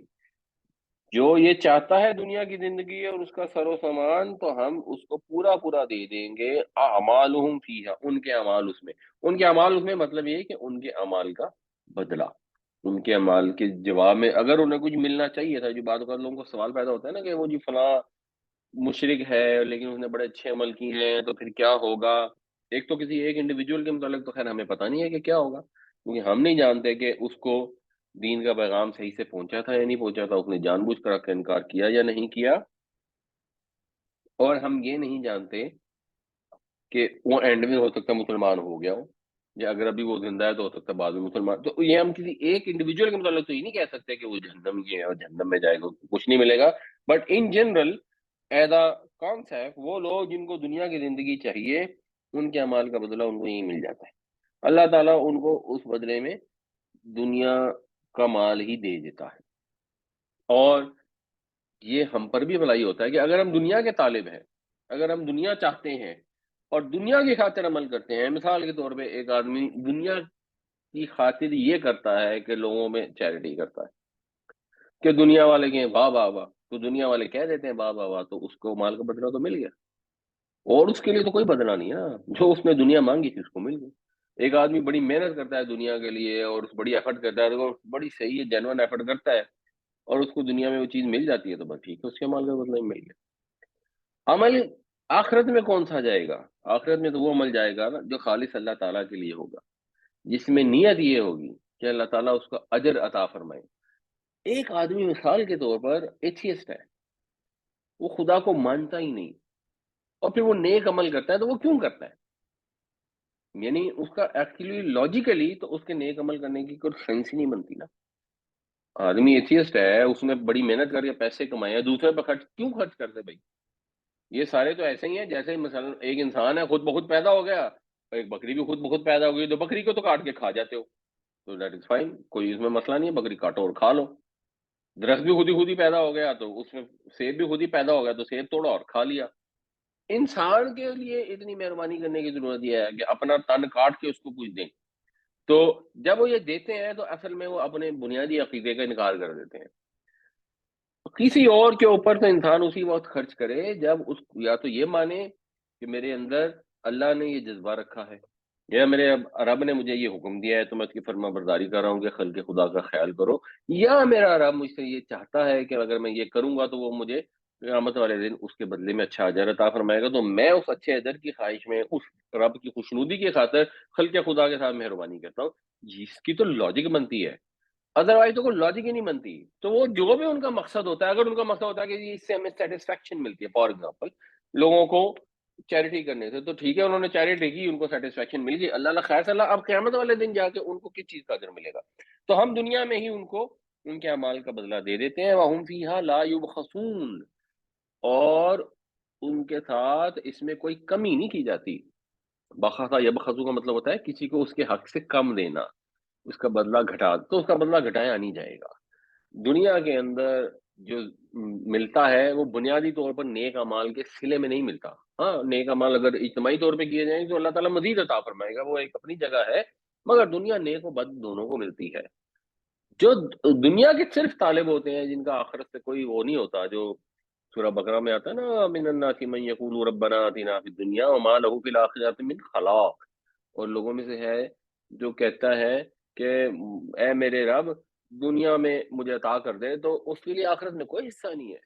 ومنهم من يقول ربنا آتنا فی الدنیا حسنۃ وفی الاخرۃ حسنۃ وقنا عذاب النار، اور ان میں سے ہیں جو کہتے ہیں کہ اے ہمارے رب عطا فرما ہمیں دنیا میں بھی اچھا اور آخرت میں بھی اچھا، اور ہمیں جہنم کی آگ سے بچا، اولئک لہم نصیب مما کسبوا واللہ سریع الحساب، اور تو وہ لوگ ہیں جن کے لیے بدلہ ہے اس چیز کا جو انہوں نے کمایا، ان کو مل کے رہے گا جو انہوں نے کمایا، اور اللہ تعالیٰ بڑا جلد عطا کرنے والا ہے، حساب میں بڑا جلد ہے، تیز ہے۔ من كان يريد الحياة الدنيا وزينتها نوفي إليهم أعمالهم فيها وهم فيها لا يبخسون، جو کوئی چاہتا ہے دنیا کی زندگی اور اس کے سر و سامان، ہم پورا پورا دے دیں گے ان کو ان کے اعمال کا بدلہ اس میں، اور ان کے ساتھ کوئی کمی نہیں کی جائے گی۔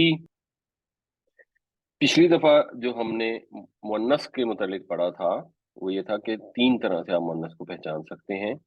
ایک تو یہ ہے کہ جو جوڑے ہوتے ہیں نیچرل، جیسے باپ اور ماں، تو پھر ماں مؤنث ہوگی، اس کے لیے آپ کو لفظ کا سٹرکچر کچھ بھی ہو سکتا ہے۔ دوسرا یہ ہے کہ اس کے اندر کوئی مؤنث کی علامت ہو، جیسے گول تے ہوتی ہے، جیسے ہمراہ میں ایک الف آتی ہے حمزہ کے ساتھ اور اس کے اندر تنوین نہیں ہوتی، جیسے یہ ہوتی ہے اس میں بھی تنوین نہیں ہوتی، اور ایکچولی اس کی جو تینوں فارمز ہیں وہ اسی طرح ہی ہوتی ہیں، عظما رفع نصب جر تینوں میں عظما ہی رہے گی، تو یہ بھی مؤنث ہوتی ہیں جو اس سٹرکچر کے اوپر الفاظ آتے ہیں۔ اور اس کے علاوہ ایک وہ تھا جو اہل زبان جس طرح بولتے ہیں وہ مؤنث ہیں کچھ الفاظ، اور قرآن شریف میں غالباً یہی الفاظ استعمال ہوئے ہیں، یعنی اس کے علاوہ وہ جہنم کے نام ہے، یا اگر خمر ہے شراب کے نام، اور مصر ہے ملکوں کے نام، وہ مؤنث کے طور پہ استعمال ہوئے ہیں، بٹ ویسے نارمل الفاظ کے اندر یہی الفاظ ہیں، ارض ہے، سما ہے، شمس ہے، ہر بحری ہے، دار ہے، نار ہے، نفس ہے، اور سبیل ہے یا مونس مانو، یہ اتنے زیادہ نہیں ہے تو ان کو تھوڑے عرصے میں یاد ہو جاتے ہیں اور پہچاننا آسان ہو جاتا ہے۔ اب بنیادی طور پہ ہم نے اس کی تھوڑی سی پریکٹس کرنی ہے۔ اب پریکٹس میں آپ لوگوں نے یہ بتانا ہے کہ جہاں پر جو لفظ استعمال ہوا ہے، مثال کے طور پر ذالک الکتاب لا ریب فیہ میں کتاب ہے، یہ مذکر ہے یا مؤنث ہے، تو اس میں ذرا کوشش کریں زیادہ سے زیادہ لوگ حصہ لیں اور اس کو تھوڑا سا بتائیں۔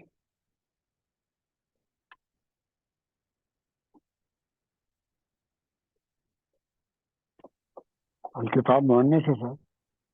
اچھا، کتاب مؤنث ہے، یہ ان میں سے کس تینوں چیزوں میں نے سائڈ پہ لکھ دی ہیں، کس بنیاد پر مؤنث ہے؟ یہ مؤنث سے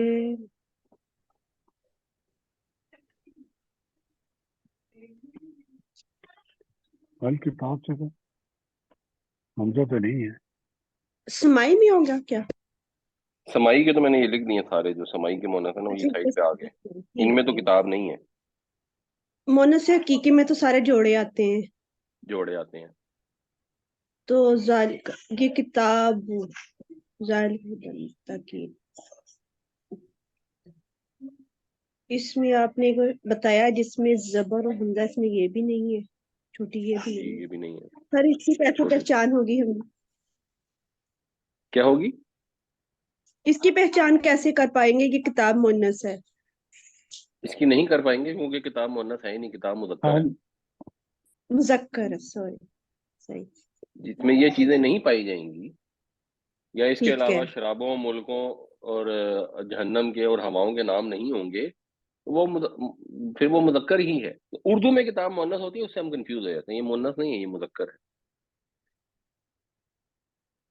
اچھا جی، یہ اس میں جی الصلاۃ جو ہے یہ کیا ہے؟ یہ مؤنث ہے سر، تا کی نشانی کی وجہ گول تا کی نشانی ہے اس کے اندر، اس وجہ سے یہ مؤنث ہے۔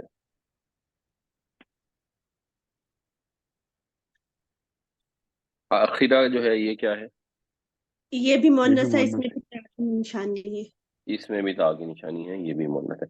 یہ باقی لوگ بھی ذرا اپنے مائک کھولیں اور تھوڑا سا اس میں پارٹیسپیٹ کرنے کی کوشش کریں، انشاءاللہ یہ کوئی مشکل نہیں ہے، بڑی آسان ہے۔ اچھا، قلوب جو ہے یہ کیا ہے؟ कुलूबिहिम, ये कुलूबिहिम, ये मुअन्नस है, कल मुअन्नस होता है। कल मुअन्नस ये होता है, ये कैसे? कहाँ से पता लगा आपको? इसमें तो कल्ब नहीं लिखा हुआ।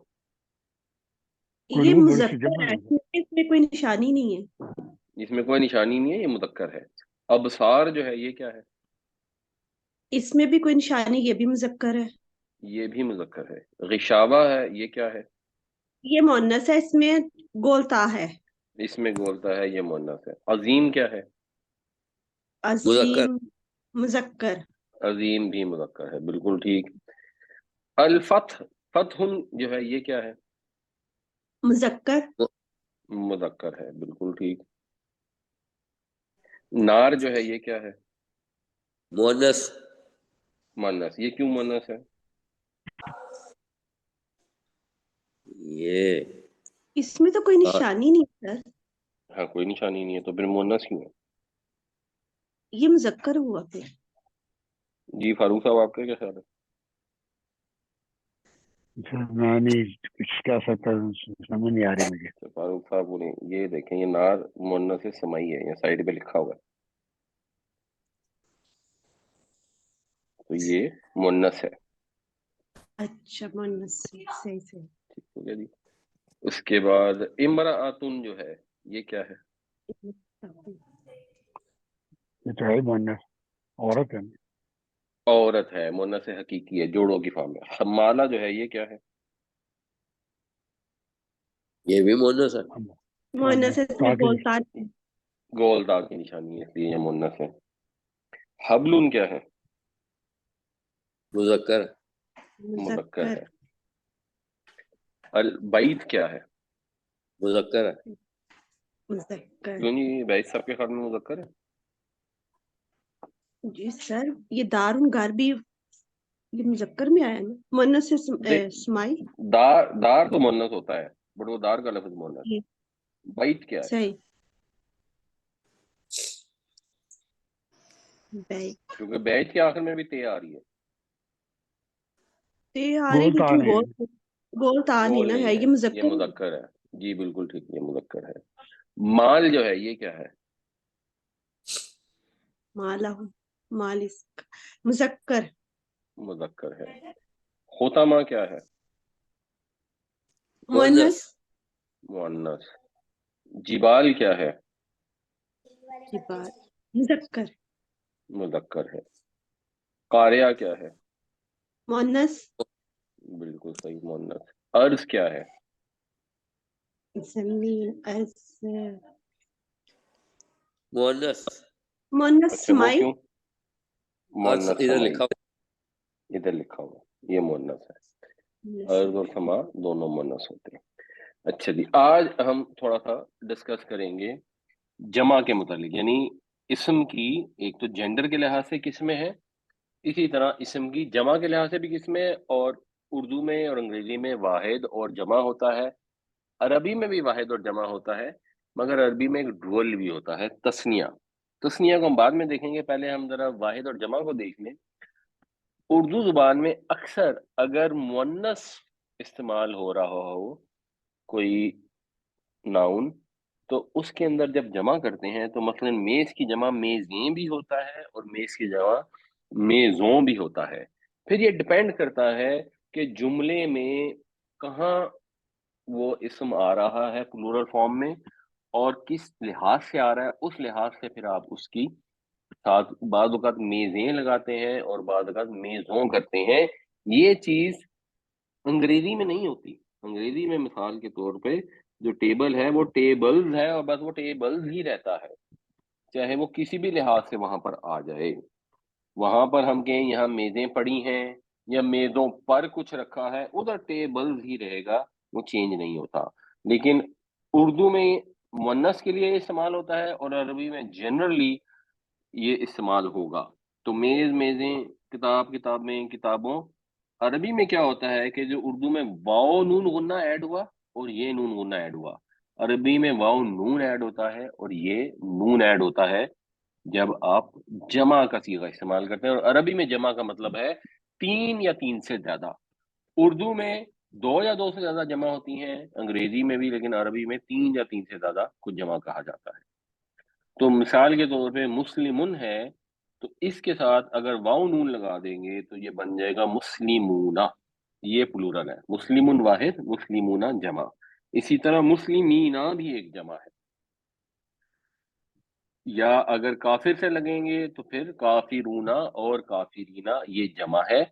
इसमें हुआ क्या कि इसम के एंड पर वाव नून या ये नून लगा दी गई। इस जमा को कहते हैं मुकम्मल सालम जमा, जमा सालम। और जमा सालम में और दूसरी जमा में एक फर्क होता है सीगे के इस्तेमाल का, इसलिए इसकी पहचान जरूरी है और ये पहचान बहुत आसान है। तो अगर वाहिद होगा मुज़क्कर, उसके आगे वाव नून या ये नून लग जाएगी। और अगर वाहिद होगी मुअन्नस, यानी मसलन मुस्लिमतुन होगी तो वो हो जाएगी मुस्लिमातुन। काफिरतुन हो जाए होगी तो काफिरातुन, रफा की फॉर्म के अंदर ये जमा सालम कहलाई जाएगी। एक दूसरी जमा होती है जिसको कहते हैं टूटी फूटी जमा, उन्हें आसानी के लिए आप टूटी फूटी कह सकते हैं, वैसे उसे कहते हैं जमा मुकस्सर। उसमें क्या होता है कि मिसाल के तौर पर अगर आप ये देखें किताब, तो किताब से किताबूना और किताबीना बनाने की बजाय आप उसको जरा तोड़ फोड़ देते हैं। तो बीच में एक अलिफ आ रही है, उस अलिफ को अगर आप साइड पे ले जाएं और बीच में जो चीज बच जाए उसको जमा बना दें कुतुब, तो अब बेसिकली क्या हुआ, कुतुब प्लूरल है लेकिन ये टूटी फूटी जमा है। उर्दू में दोनों तरह की जमें इस्तेमाल होती हैं। जैसे उर्दू में हम किताब से किताबें और किताबों भी करते हैं, और उर्दू में कुतुब भी इस्तेमाल होती है। और उर्दू का जमा का स्ट्रक्चर बहुत मुश्किल है, क्योंकि उसमें जो अरबी में जमा का सिस्टम है वो भी इस्तेमाल हो जाता है, जो फारसी में जमा का सिस्टम है वो भी इस्तेमाल हो जाता है, और गालबन हिंदी का भी इस्तेमाल हो जाता है। तो उसमें क्योंकि बहुत सारी जुबानों के जो असूल हैं वो इस्तेमाल हो रहे होते हैं, तो वो तो बहुत ही मुश्किल बन जाती है। लेकिन हम क्योंकि उर्दू बोलते आते हैं तो हमें पता होता है कि ये कौन सी वाली जमा है और कौन सा वाली चीज वाहिद है। मिसाल के तौर पर एक उर्दू में लफ्ज है भेड़िए। अब भेड़िए को हम देखेंगे तो हम कहेंगे जी भेड़िए प्लूरल है भेड़िया की। मगर अगर हम कहें कि भेड़िए ने कहा, तो हम कहें फौरन पहचान जाएंगे नहीं नहीं असल में तो ये वाहिद है। इसका मतलब है कि एक भेड़िए ने कहा, यहाँ पर भेड़िए जमा के तौर पर इस्तेमाल ही नहीं हुआ। किसी और के लिए इसको समझना, जिसको उर्दू ना आती हो, किसी अंग्रेज ने उर्दू सीखनी हो, उसके लिए तो बहुत मुश्किल है, और इसके लिए रूल मुरतब करना ही बहुत मुश्किल है। अरबी में क्योंकि एक तो है साइंटिफिक, ऊपर से क्योंकि तमाम आलम ने कुरान सीखना था, तो उसके रूल बहुत ज्यादा अच्छे तरीके से मुरतब किए गए हैं। तो अरबी ग्रामर सीखना बहुत आसान है किसी और जुबान की ग्रामर को सीखने के मुकाबले में। तो इस जमा को, जो टूटी फूटी जमा है, इसको कहते हैं जमाए मुकस्सर। इसी तरह अगर इल्म है तो इससे अगर जमा बनती है उलूम, तो ये भी टूटी फूटी जमा है। अब पिछली में किताब में तो अलिफ निकाल दी गई, इसमें वाव डाल दी गई, तो ये भी तोड़ के बनी है, इसको भी जमा मुकस्सर कहते हैं। और जमा मुकस्सर के साथ जो आम तौर पर होता ये है कि अगर वो कोई अकल वाली मखलूक ना हो तो उसके साथ मुअन्नस वाहिद का सीगा इस्तेमाल होता है। अगर ये उलूम है तो उलूम के साथ अगर आपने मसलन कहना हो ये उलूम, तो फिर आप कहेंगे हाजी ही उलूम। ये कॉमन इसका सीगा इस्तेमाल होता है। अगर कुतुब है तो हाजी ही कुतुब होगा। मगर अगर मुस्लिमूना है तो फिर वो होगा हाउलाई मुस्लिमूना, उसमें प्लूरल के साथ प्लूरल ही इस्तेमाल होता है जनरली। यहाँ पर ये फर्क इस्तेमाल होगा।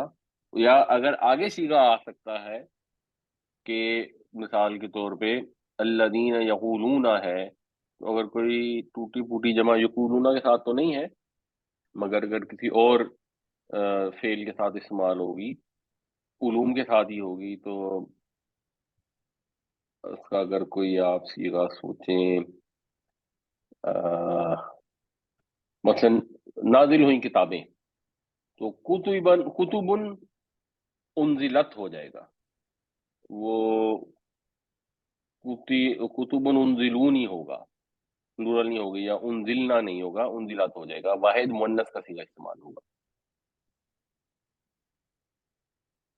अब इसको अगर थोड़ा सा पहचानने की कोशिश करें, तो आप अगर ये सिर्फ फिलहाल इतना बता दें, और आज हम इतना ही करेंगे कि वजहुन की जमा होती है वजूहुन। तो ये कौन सी वाली जमा है?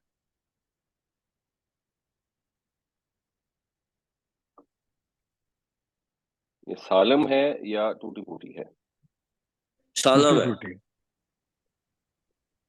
اگر سالم ہوتی نا تو پھر یہ ہوتی وجہونا یا وجہینا. یہ ٹوٹی پھوٹی ہے، ایک کو آگے کیا، واؤ کو بیچ میں ڈالا گیا. تو وہ ہے نا وجوہ یومئذ ناصبہ، یا کون سا لفظ استعمال ہے وہاں مؤنث کا صیغہ استعمال ہوا. سریر کی جمع ہے سرور، یہ کون سی ہے؟ یہ بھی ٹوٹی پھوٹی. یہ بھی ٹوٹی پھوٹی ہے، اس لیے سرور مرفوع آتا ہے، سرور مرفوعون نہیں آتا. اچھا بانون عالم ان سے، الینی. یہ کون سی والی جگہ ہے جی؟ عالمون. سالم ہے، یہ مکمل جمع. مکمل. مکمل یہ ہے. مکمل یعنی سالم جمع ہے، ٹھیک ہو گیا. سالم. اور یہ اقواب جو ہے کوبن سے، یہ بھی سالم ہے. نہیں مکمل نہیں. جی طلعت صاحبہ کون سی ہے یہ؟ سر مجھے یہ عام سی لگی ہے. مکمل ہے یہ.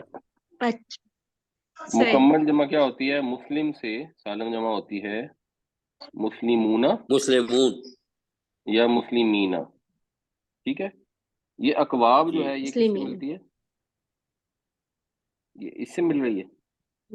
کسی سے بھی مسلمین اقواب نہیں نہیں مل رہی نا، تو پھر یہ نہیں مل سالم رہی. نہیں ہے. یہ بنیادی طور اچھا پہ کیا ہوا ہے، کوبن تھا، کوبن کے بیچ میں الف ڈال دی گئی، تو یہ ٹوٹی پوٹی بن گئی ہے. ٹوٹی پھوٹی. تو یہ بھی مکسر ہے. اس کے ساتھ بھی مؤنث واحد کا اگر کوئی صفت استعمال ہوگی، اقوابم کیا آتا ہے کواشری میں عبداللہ کو یاد؟ سرور مرفوعہ اور اقوابم موضوعہ. ہاں، وہ بھی اس کے آگے اگر آپ دیکھیں گے نا موضوعہ اس میں گولتے آتی ہے، وہ مؤنث واحد کا صیغہ ہے اقوابم موضوعہ. حالانکہ یہ جمع ہے، تو صفت کیوں مذکر واحد آئی؟ کیونکہ یہ ٹوٹی پھوٹی جمع ہے. تو قرآن شریف میں جب اس طرح استعمال ہوگا اور آپ ذرا سا اگر غور کر رہے ہوں گے تو آپ پہچان جائیں گے. انشاءاللہ اس کی ہم اگلی دفعہ مزید پریکٹس کریں گے. سر آپ نے ان آج جو ہم نے آیتیں پڑھی اس میں تذکرتاً آپ نے کیا کہ جو بہت جید ہمارے عالم گزرے ہیں ان کی بڑی ڈیپ نالج تھی عربک کی، اور پھر وہ جو ان کو فائدہ یا انہوں نے اٹھایا وہ شاید ہم نہیں اٹھا سکتے. مگر آج جیسے بیٹھے ہم آپ کا درس سن رہے ہیں اور کبھی اب خود بھی قرآن اٹھا کے اور پڑھنے لگتے ہیں، اس کی تفسیر بھی پڑھنے لگتے ہیں، اس میں بیسک چیزیں تو ہم تک پہنچ جاتی ہیں، بلکہ میرا خیال ہے وہ جو زیادہ ڈیپ جانے کی کوشش کرتے ہیں وہ کہیں نہ کہیں بہک بھی جاتے ہیں. ہم تو سادہ جیسے آپ سے سن رہے ہیں، اس میں بڑی سادگی ہے اور بڑے کلیئر میسیجز ہیں، اور وہ اس میں زیادہ تر پھر وہ بات وہ آ جاتی ہے کہ ایک ایک لفظ کا جو ہم اس میں سے مین میں نکالیں، ہم تو یہ دیکھنا چاہتے ہیں کہ ہماری نیک عمل کون سے ہیں اور کون سے جو ہیں جو اعمال ٹھیک نہیں ہے. اور ہسٹوریکلی جیسے ابو جہل کا ذکر آتا ہے کہ اس کا انہوں نے اگر اس کی وہ کیا ریویلین کیا تو وہ بھی آپ کی ان باتوں سے سمجھ میں آ گیا اور قرآن میں آ گیا. اب ہم اس سے اور کیا گہرا جائیں گے کہ ہمارا علم جو ہے وہ بہت وسیع ہو جائے گا. وسیع ہونے میں مجھے تو خطرہ لگتا ہے کہ ہم بگڑ نہ جائے. اچھا جی، اس میں گزارش دو ہیں.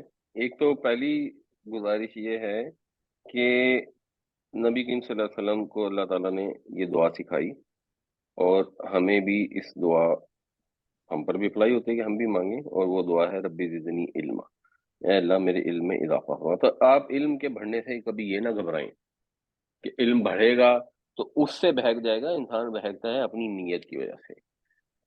اچھا، دوسری جو میں نے بات کی تھی وہ بنیادی پیغام کے متعلق ایکچولی بات نہیں تھی. بنیادی پیغام میں تو آپ کی بات بالکل درست ہے. اللہ تعالیٰ نے اس قرآن کو لقد یسرنا القرآن للذکر، نصیحت حاصل کرنے کے لیے آسان فرما دیا ہے. تو نہیں عربی زبان آتی، مطلب سمجھ آ جاتا ہے، تھوڑی تھوڑی عربی آتی ہے، اس سے بھی نصیحت حاصل ہو جاتی ہے. نصیحت حاصل کرنے کے لیے آسان ہے. میں پرٹیکولرلی جس بات کا ذکر کر رہا تھا وہ یہ ہے کہ قرآن ایک معجزہ ہے. یہ چیز کہ قرآن ایک معجزہ ہے یہ اس کو سمجھ آ سکتی ہے جو یا تو قرآن کے پیغام کو غور سے دیکھے اور اس کو فل مکمل پڑھے اور دیکھے کہ یار پورے پیغام میں کہیں کوئی کانٹرڈکشن نہیں ہے، تو مثلا یہ ایک معجزہ ہے، بالکل اس لحاظ سے بھی ہے. یا جو کوئک جن لوگوں کو پتہ لگتا تھا، وہ میں پرانے علماء کا ذکر نہیں کر رہا تھا، میں قریش والوں کا ذکر کر رہا تھا، مکے کے اس وقت کے لوگ، کہ وہ چند آیتیں سنتے تھے اور سن کے ان کو سمجھ آ جاتی تھی کہ یہ خدا کا کلام ہے، اس کے علاوہ کسی کا کلام ہو نہیں سکتا۔ وہ ڈیپ جانے کی بات نہیں تھی، وہ جی عربی زبان کی ان کی صلاحیت کا ہے کہ جس کی عربی زبان کی صلاحیت جتنا زیادہ ہوگی وہ اتنا زیادہ قرآن کو یہ جان پائے گا کہ ہاں واقعی کیسا زبردست معجزہ ہے زبان کے لحاظ سے، لسانی طور پر۔ وہ صرف وہ ایسپیکٹ تھا۔ تو باقی قرآن کو ترجمے سے ہم پڑھ لیتے ہیں، سمجھتے ہیں، اس سے فائدہ ہوتا ہے، لیکن اگر عربی سمجھ آ رہی ہوگی تو اس کے اور فائدے یہ ہیں کہ جیسے مثال کے طور پر یہ ہمیں حکم دیا گیا ہے کہ نمازوں میں قرآن پڑھے گئے۔ اب جب نماز میں قرآن پڑھتے ہیں اور اتنی عربی آتی ہو کہ امام صاحب پڑھیں اور آپ کو سمجھ آ رہی ہو، تو اس سے جو اثر حاصل ہوتا ہے، اس سے جو نصیحت ملتی ہے، اس سے جو دل اللہ کی طرف مائل ہوتا ہے، وہ زبانی ترجمہ پڑھنے سے اتنا نہیں ہوتا۔ تو ظاہر جتنا زیادہ ہو اتنا بہتر ہے۔ فاروق صاحب کے کزن ہیں ہماری قرآن کلاس کے، اسلام آباد سے جوائن کرتے تھے اور ریگولر ممبر تھے۔ 19 دسمبر کو قضائے الہی سے ان کا انتقال ہو گیا۔ ان کے لیے دعا کیجیے، اللہ تعالیٰ انہیں جنت الفردوس میں جگہ عطا فرمائے، ان کی کمیوں کوتاہیوں خامیوں سے درگزر فرمائے۔ اللہم اغفر لہ ورحمہ وعافہ واعف عنہ۔ یا اللہ غلام مصطفیٰ صاحب کو معاف کر دے، ان پر رحم فرما، ان کی خطاؤں سے درگزر کر کے ان کو بخش دے۔ وَأَكْرِمْ نُزُلَهُ وَوَسِّعْ مُدْخَلَهُ، اور ان کی مہمانداری عمدہ طریقے سے فرمانا اور ان کی رہائش گاہ کو وسیع فرمانا، قبر کو کشادہ کرنا۔ وَاغْسِلْهُ بِالْمَاءِ وَالثَّلْجِ وَالْبَرَدِ وَنَقِّهِ مِنَ الْخَطَايَا كَمَا نَقَّيْتَ الثَّوْبَ الْأَبْيَضَ مِنَ الدَّنَسِ، اور ان کی خطاؤں کو پانی، برف اور اونوں سے دھو دے اور انہیں ایسے خطاؤں سے پاک کر دے جیسے سفید کپڑا مٹی سے پاک فرماتا ہے تو۔ وَأَبْدِلْهُ دَارًا خَيْرًا مِنْ دَارِهِ، اور ان کو بہتر گھر عطا فرما ان کے گھر سے۔ وَأَهْلًا خَيْرًا مِنْ أَهْلِهِ، اور بہتر گھر والے عطا فرما ان کے گھر والوں سے۔ وَزَوْجًا خَيْرًا مِنْ زَوْجِهِ، اور بہتر ساتھی عطا فرما ان کے ساتھی سے۔ وَأَدْخِلْهُ الْجَنَّةَ، اور انہیں جنت میں داخل فرما۔ وَأَعِذْهُ مِنْ عَذَابِ الْقَبْرِ وَمِنْ عَذَابِ النَّارِ، اور انہیں بچا، محفوظ رکھ قبر کے عذاب سے اور عذاب جہنم سے، آمین یا رب العالمین۔ تو آپ سب سے بھی درخواست ہے ان کے لیے مزید دعا کریں، اللہ تعالیٰ نے جو ان کو قرآن سے جوڑا تھا اس وجہ سے بھی ان کی خطاؤں سے درگزر فرمائے، ان کا اجر عظیم عطا فرمائے، اور ان کے پسماندگان کو صبر جمیل عطا فرمائے، آمین یا رب العالمین۔